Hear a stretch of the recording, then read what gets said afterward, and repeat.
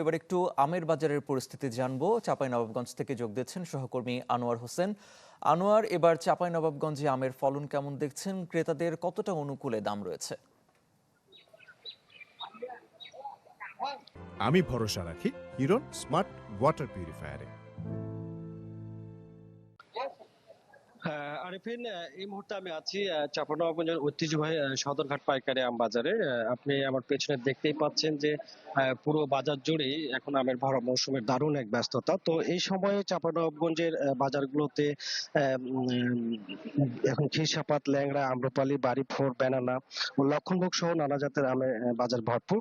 এবং আমার উদ্যোগ সমিতির নেতারা জানিয়েছেন যে বর্তমানে প্রতিদিন গড়ে এই জেলা জুড়ে প্রায় 30 থেকে 35 কোটি টাকার আম বেচা কেনা হচ্ছে। আর প্রতিদিন প্রায় 500 টাকা আম জেলা থেকে দেশের বিভিন্ন প্রান্তে সরবরাহ করা হচ্ছে।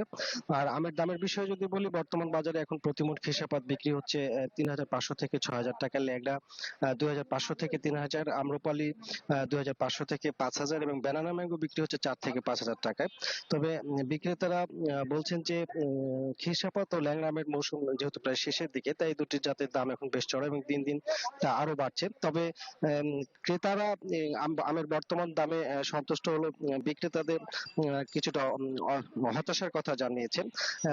তারা বলছেন যে বর্তমান আমের ভরপুর বেচাকেনা হলো, তারা আমের ন্যায্য মূল্য না পায় তারা কিছুটা হতাশ। তাদের অভিযোগ যে গত বছরের তুলনায় এবার মন প্রতি প্রায় 500 থেকে 1,000 টাকা কম দামে আম বিক্রি করতে হচ্ছে।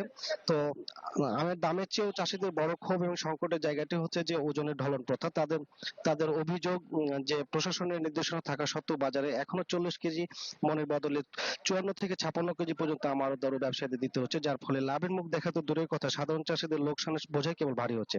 তো সব মিলিয়ে এবার আমের উৎপাদন গতবারের তুলনায় অনেক বেশি হয়, বাজার মূল্য এমনিতেই কিছুটা কম। তবে শেষ পর্যন্ত যদি মৌসুমের বাকি সময়ে বর্তমান বাজার দর বজায় থাকে, তবে চাষিরা হয়তো লাভের মুখ দিক না দেখলেও তাদের বড় ধরনের আর্থিক ক্ষতির হাত থেকে কিছুটা হলেও রক্ষা পাবেন।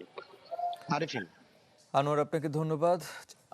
সহকর্মী আনোয়ার হোসেন যুক্ত হয়েছিলেন চাঁপাইনবাবগঞ্জ